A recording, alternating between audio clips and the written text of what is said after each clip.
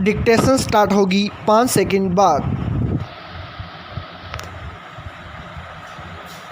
Yes, Jammu Kashmir में सामान्य होते हालात के बीच राजनीति में नई करवट के आसार नज़र आ रहे हैं। प्रधानमंत्री नरेंद्र मोदी की ओर से 24 जून को जम्मू कश्मीर के सभी राजनीतिक दलों की बैठक बुलाना स्पष्ट संकेत है कि केंद्र सरकार वहां लोकतांत्रिक सरकार की बहाली की दिशा में आगे बढ़ना चाहती है। राज्य के विशेष दर्जे को निरस्त करने के बाद इस तरह की यह पहली बड़ी बैठक होगी। देश के साथ साथ अंतर्राष्ट्रीय बिरादरी की नज़रें भी इस बैठक पर होंगी। करीब 2 साल पहले अनुच्छेद 370 हटाने के बाद जम्मू कश्मीर को लेकर तरह तरह की भ्रांतियां और धारणाएं थीं। इनमें से ज़्यादातर निर्मूल साबित हुई। इन 2 वर्षों में न तो जम्मू कश्मीर में कोई बड़ी उथल पुथल हुई, न अंतर्राष्ट्रीय मंचों पर कश्मीर बड़ा मुद्दा बन सका। पाकिस्तान ने एड़ी चोटी का जोर ज़रूर लगाया, पर उसका कश्मीर राग सुनने में किसी ने दिलचस्पी नहीं दिखाई। जम्मू कश्मीर पर मोदी सरकार की ताज़ा पहल को लेकर पाकिस्तान फिर तिलमिला रहा है। उसके विदेश मंत्रालय के बयान से यह तिलमिलाहट साफ झलकती है। इसमें कहा गया है, कश्मीर में भारत फिर एक तरफा कदम उठा सकता है। वहाँ के विदेश मंत्री शाह महमूद कुरैशी ने संयुक्त राष्ट्र महासचिव को पत्र भी भेजा है। पाकिस्तान की यह कवायद भारत के आंतरिक मामलों में गैर ज़रूरी दखल से ज़्यादा कुछ नहीं है। उसके नापाक मंसूबों को अंतर्राष्ट्रीय बिरादरी भी बखूबी जान चुकी है। भारत सरकार ने पिछले 2 साल के दौरान कश्मीर में हालात जिस तरह संभाले, अंतर्राष्ट्रीय संगठनों को इसकी भी जानकारी है। गृह मंत्रालय का दावा है कि नए नागरिकता कानून से कश्मीर में पाकिस्तानी शरणार्थियों, गोरखों, पंजाब से आकर बसे सफाई कर्मियों और राज्य के बाहर विवाह करने वाली महिलाओं को काफ़ी राहत मिली है। भेदभाव खत्म हुआ है। अचल संपत्तियों की रजिस्ट्री उनके नाम पर होने लगी है। राज्य सरकार की नौकरियों के लिए आवेदन करना आसान हुआ है।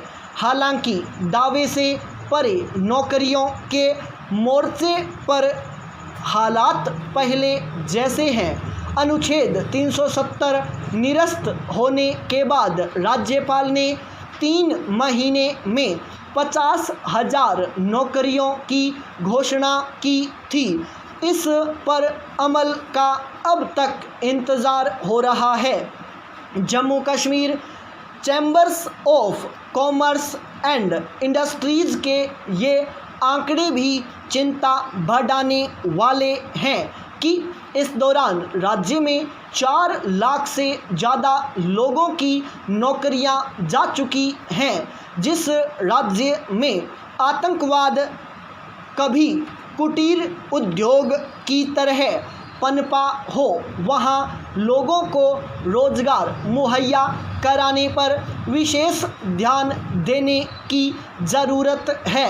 उम्मीद की जानी चाहिए कि 24 जून की बैठक में दूसरे पहलुओं के साथ साथ रोजगार की समस्या पर भी चर्चा होगी। जम्मू कश्मीर के जिन 14 नेताओं को बैठक का न्योता भेजा गया है, उन्हें कश्मीर की ज़मीनी हकीकत की ज़्यादा जानकारी है। संकीर्ण राजनीति से ऊपर उठकर वे कश्मीर में सामान्य जनजीवन और लोकतांत्रिक प्रक्रिया की बहाली के विकल्प सुझाकर राज्य में नई सुबह का सूत्रपात कर सकते हैं। पाई पैराचेंज। औरत शब्द सुनते ही दिमाग में एक कवि की छवि कौंधती है। एक शांत, सुशील, शर्मीली और रूपवती स्त्री की जो एक गुणी पत्नी, आदर्श बेटी और स्नेहशील माँ होगी।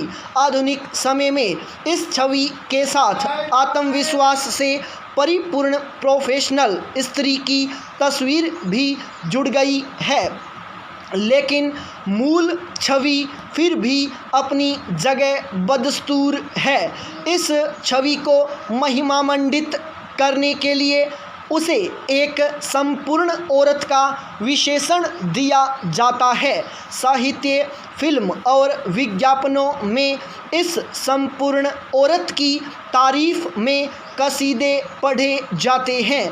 समाज एक लड़की को इस विशेष ढांचे में गढ़ने की कवायद बचपन से ही शुरू कर देता है और यह प्रक्रिया ताउम्र चलती है। यह प्रक्रिया इतनी सूक्ष्म और सर्वमान्य है कि ज़्यादातर लोगों को एहसास ही नहीं होता कि वे किस प्रकार एक लड़की से उसके व्यक्ति अधिकार भी छीन रहे हैं। एक किशोरी को जिम्मेदारी या बोझ मानकर पहरे में रखा जाता है। यह सब स्नेह और सुरक्षा के नाम पर होता है। बेहतर तो यह है कि किशोरियों को इस लायक बनाया जाए कि वे अपनी देखभाल और सुरक्षा खुद कर सकें। पाई पैराचेंज। आप कहेंगे कि समाज अब काफ़ी बदल गया है, स्त्रियों को भी समान अवसर और स्वतंत्रता प्राप्त है। क्या वाकई ऐसा है? हमारे ही देश में अब भी कभी कोई नेता लड़कियों की फटी हुई जीन्स पर अपनी राय देता है? कभी महिला आयोग की सदस्य लड़कियों को मोबाइल को फ़ोन न देने की तालिबानी ताकीद करती है?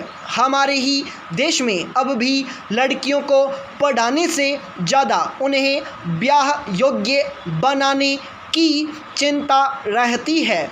हमारे ही देश में सबसे ज़्यादा स्त्रियां कुपोषण, गर्भावस्था के दौरान मौत से लेकर बलात्कार, दहेज हत्या, घरेलू हिंसा आदि की शिकार होती हैं। आज भी आधी आबादी अपने जीने के अधिकार से वंचित है। समाज के कारखाने में की जा रही उनकी मैन्युफैक्चरिंग सिर्फ समाज के अपने फ़ायदे के लिए है, ताकि धर्म, पितृसत्ता, घर परिवार की सारी स्वच्छंदता बेरोक-टोक चलती रहे। एक लड़की को जन्म से ही इतना भयभीत कर दिया जाता है कि वह खुद भी अपनी नागरिक आज़ादी के बारे में सोच नहीं पाती। उसके सपने घर की चौखट के बाहर आते ही दम तोड़ देते हैं। उसे बताया जाता है कि बेबाकी से हंसना, ज़ोर से बोलना, अपने हक के लिए लड़ना झगड़ना ये स्त्रियों के गुण नहीं हैं। स्त्रियां इस सांचे में बखूबी ढल भी जाती हैं और इस खांचे को तोड़ने वाली औरतों के खिलाफ पितृसत्ता के शोषण को मजबूत भी करती हैं। अपने गठन को नकारने वाली पितृसत्ता के कारखाने से विद्रोह करने वाली स्त्रियों का जीवन आसान नहीं होता। उन्हें हर कदम पर उनके चयनों की सज़ा दी जाती है, लेकिन वे फिर भी अपनी मर्जी का जीवन जीना नहीं छोड़ती। वे आवाज़ उठा रही हैं, लड़ रही हैं ताकि लाखों दमित स्त्रियों को उनकी आवाज़ मिल सके। स्टॉप।